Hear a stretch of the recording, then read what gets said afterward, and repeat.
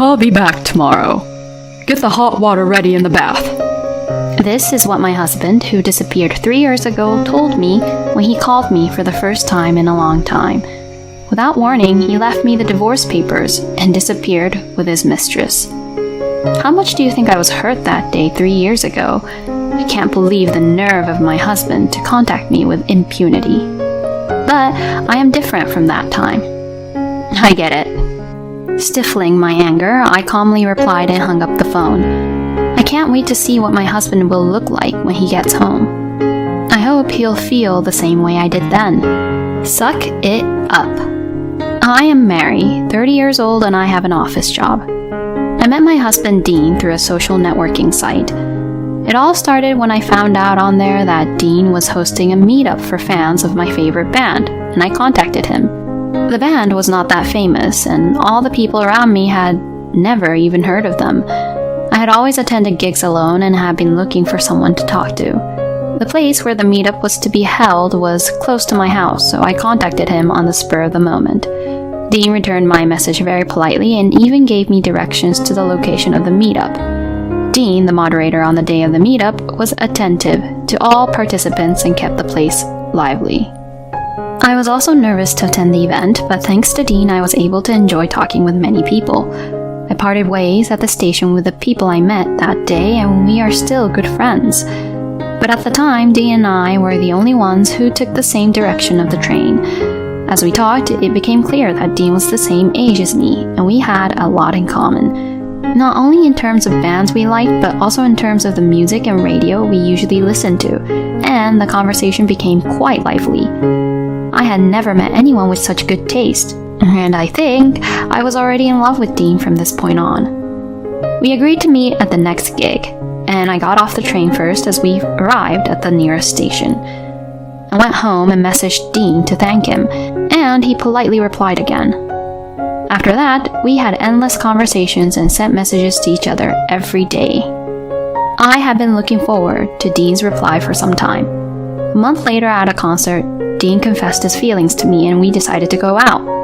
I thought it must be my one-sided love, so when he confessed, my face turned red with surprise and happiness.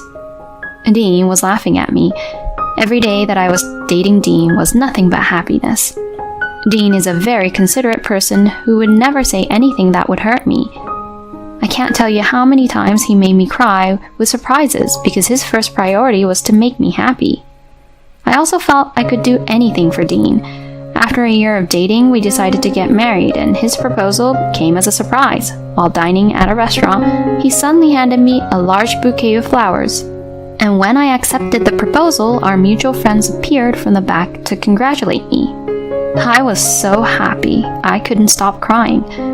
After marriage, Dean and I continued to spend time together as lovers as if nothing had changed. Dean is actively involved in housework despite his busy work schedule and celebrates wedding anniversaries and birthdays in a big way. I was so glad I married this man. I was even a little scared that I should be this happy. However, after 2 years of marriage, Dean gradually began to act strangely. He had always been a busy man at work, but now he had to work overtime and on holidays and travel more than ever. On the worst days when I woke up, he was already gone, and there were days when he would come home in the middle of the night, and we hardly saw each other, even though we lived together. I had been up all night waiting for the band's album to come out so I could listen to it with Dean, but he never came home, and before I knew it, I had fallen asleep on the couch. He didn't have a lot of days off, so I was afraid that he would get sick. Why don't you ask the company for some time off? I had never spoken to Dean about his work before, but once, when he came home late at night because I was worried about his health, I said that to him without thinking much about it. A woman like you shouldn't talk when it comes to my job. The words that came back from Dean were quite cold. This was the first time Dean had ever spoken to me so coldly. Is he too busy at work and stressed out? Dean has since become a different person. Why didn't you have breakfast ready? I once woke up one day to Dean's voice. I thought I had slept too late because it was my day off from work, so I jumped up and looked at the clock, but it was only 5 in the morning. You know, I've been meaning to tell you this for a long time, but seriously, you are a zero when it comes to being a wife. When I went to the living room, Dean spat that at me and went to work. How unreasonable of him to be angry at me for not having breakfast ready at 5 in the morning. More importantly, I had never dreamed that Dean had thought of such a thing. I also work, and certainly the housework will not be perfect. I was so shocked that I spaced out for a while. Maybe I shouldn't be so busy at work. I knew I would have to work harder than ever at housework and wait for Dean to settle down at work until he was as good as he was when we first got married. I am sure that one day he will return to his former gentle self. I believe that and did everything I could to make the house a peaceful home for Dean when he returned. But no matter what I did, Dean always gave me the cold shoulder. So I tried my best even though I felt like my heart was about to break. One day, while checking Dean's pockets to take his suits to the cleaners, I found a pair of women's earrings. Obviously, it is not mine.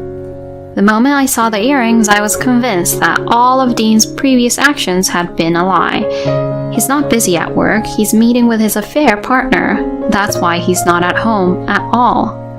I felt ridiculous and very miserable at the same time for having cared about Dean so much. I stayed up that day waiting for Dean to come home. When Dean came home in the morning, I confronted him with the earrings. Whose earrings are these? It was in your suit pocket. It is not good to get angry from the beginning and start fighting, so I asked in a calm tone of voice, wanting to discuss the matter properly. Maybe I was thinking too well that Dean would panic and apologize. Oh, it's my girlfriend's earrings. Thank you. I'll give it back tomorrow. Dean was unfazed and tried to take the earrings. I was surprised at Dean's attitude. There was no sign of panic, and Dean spoke as if it was normal that he was having an affair. Huh? You're not going to apologize or anything? Or don't you realize you're doing something wrong? We're married, aren't we? I unintentionally accused Dean in a strong tone. Shut up. That's what I'm trying to say. Can't you see that you're the cause of this? He headed for the bathtub, but of course I had not heated up the water. No wife would heat up the water in the bath and wait to discuss an affair, right? But Dean came to the living room again. Why haven't you heated up the water in the bathtub? You can't even do that? And he blames me. I didn't know what to do anymore. He has no intention of discussing or stopping the affair. There were so many things I wanted to say, but I felt like there was no point in saying them. I couldn't say anything back, and all I could do was cry. I decided to go to my bedroom in silence, crying on my bed, and without me falling asleep, morning came. Dean did not come into the bedroom that night. When I left the bedroom, Dean was already gone in the house. Did he leave in anger? Stunned, I entered the living room and discovered something shocking on the table. There already was a divorce document signed by Dean and a short letter he left behind. Goodbye. Sign these and send them out. That was all the letter said. I rushed to contact Dean's phone, but he seemed to refuse my calls, so I couldn't contact him. Is it possible for a couple to quit so easily? Was it wrong that I blamed him? That day I took off work and called my in-laws. However, my in-laws have been calling Dean too, and he is not answering the phone. None of our mutual friends have been able to contact him. I also called Dean's company, and to my surprise, he resigned 2 weeks ago. On second thought, it is also strange to have divorce papers ready in the middle of the night. Perhaps this was planned. As for life after that, I honestly don't remember much. I could no longer listen to the songs of the band I loved so much. I could no longer go to work and took a leave of absence. The emotional scars did not heal easily, and I was unable to leave the house for many months. My mother, who was worried about me, came to my house and agreed to stay with me for a while. 3 years later, I was finally able to return to my normal life. Maybe I can start moving forward again. One day, as I was beginning to feel this way, the phone rang as I was cooking dinner at home. It's a call from an unknown number. Fearfully, I answered the phone and heard Dean's voice, a voice I thought I would never hear again. I was so surprised that I thought my heart would stop. Dean, on the other end of the phone, is now saying these words. I'll be back tomorrow. Get the hot water ready in the bath. He said. I couldn't believe it. Has he forgotten about what happened 3 years ago? How the heck is he going to come back and face me? I don't understand. I had a lot to say, but I said, I get it, and hung up the phone. Then the next day, I received another call from Dean. Hey, what happened to our house? It's our house, right? Explain to me what this is all about. Dean ranted furiously. Yes, the place where the house we lived used to be is now a construction site. Our house? What are you talking about? That's my house. Oh, I forgot to boil the water in the bath. When I say this, Dean takes his anger out on me even more. Your husband came home, but what's with that attitude? Where the hell are you? I'm right behind you.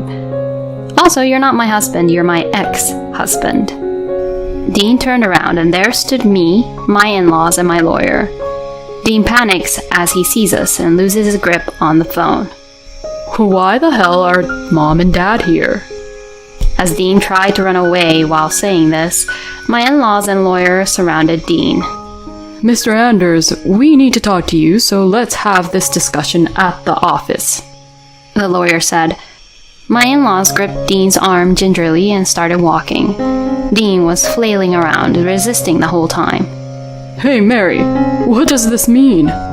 He shouted at me, but I ignored him. Dad, Mom, you're not on my side?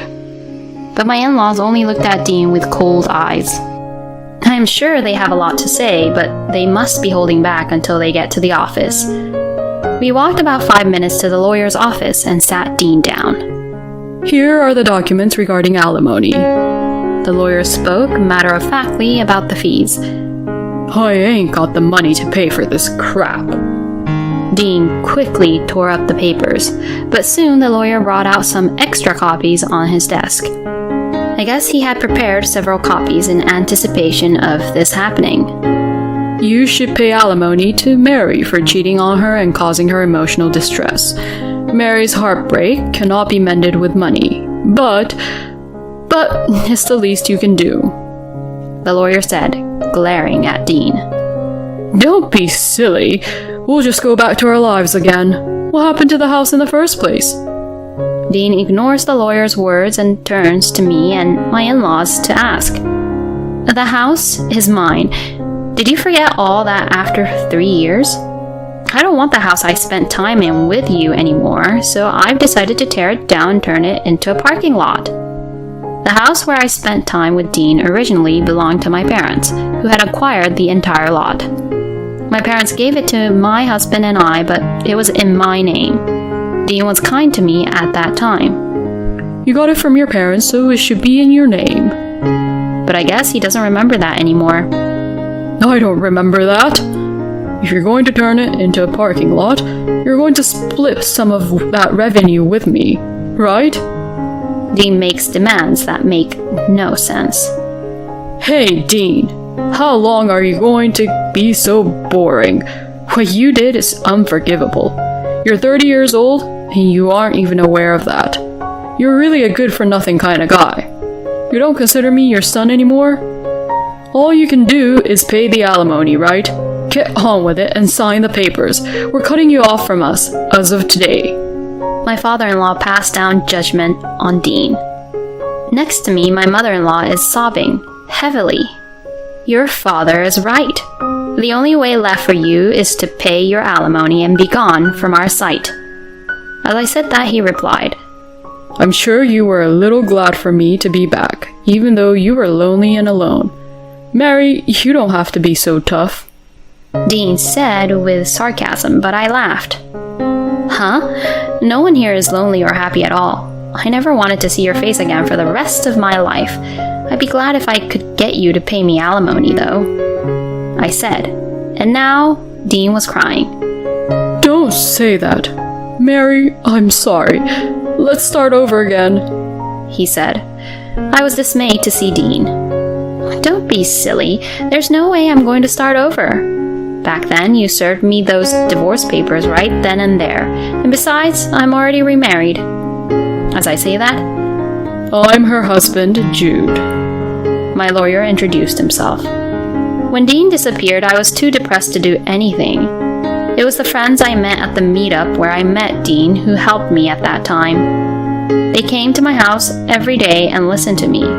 One of them introduced me to Jude, my lawyer, and now husband. With Jude, we discussed with our friends whether we should try to locate Dean. Jude advised me that if I wanted a divorce or wanted to file for alimony, then we should look for Dean. I didn't want to start over again. I didn't want to see his face. We agreed that if he showed up someday, we would charge him a huge fee. It was also Jude who advised me to turn the house I lived in with Dean into a parking lot. Jude advised me as a lawyer, but also provided emotional support. After several meals with friends, he and I became friends and decided to go out with each other. And we just got married a few months ago. Huh? Remarried? So what am I supposed to do? Dean started ranting like a child. I don't know. You brought this upon yourself. Why don't you just sign the papers and go to your beloved mistress? I said, and Dean threw his hands up in defeat and signed the document begrudgingly. Come on, can we please just split it up? Dean looked at me, his voice strained. No one is going to do you any favors, right? Make sure you pay her on time. Before I could answer, my father-in-law threatened Dean, and Dean took his bag and ran from the office as if to escape. After Dean was gone, my in-laws bowed deeply and apologized. Until he pays the alimony properly, I will take the responsibility as a parent. Mary, I am so sorry for the long wait. Jude then responded. Now that he has already signed the paperwork, I'll do what I can to make sure he pays. So, thank you for your time today. Dean gave us the runaround at first, but Jude firmly made him pay in a lump sum. According to Jude, Dean has no savings at all, and he has to make do with a day job to make ends meet. The alimony was paid with a loan. He had been living like a pimp after he left that day. The affair was with a woman who seemed to have very good money, and he was completely spoiled. However, Dean was not willing to work at all, and the woman got fed up with him and kicked him out of the house. Dean, who had not worked for a long time and had no savings, seemed to be walking aimlessly on the street and came up with the idea of coming back to me. He probably thought he could use me in such a convenient way. I think I was able to fight Dean because Jude was next to me, and I am stronger than I was then. After the fee was paid, I blocked any communication from Dean. I don't know what he is doing anymore. Jude and I are enjoying our honeymoon. Jude doesn't say anything if my housework isn't perfect. It's okay to get better at it, little by little. I'm not very good at housework either, so if anything, you've been doing all the work for me, and I have no excuse, he'd say. Sometimes we have small fights, but he never raises his voice and listens to me sincerely. Since marrying Jude, I can finally listen to my favorite band again. It seems that Jude had never heard of it, but when he heard the song, he liked it. I will be going to a concert next month with my friends and Jude. I am now spending my days looking forward to that day.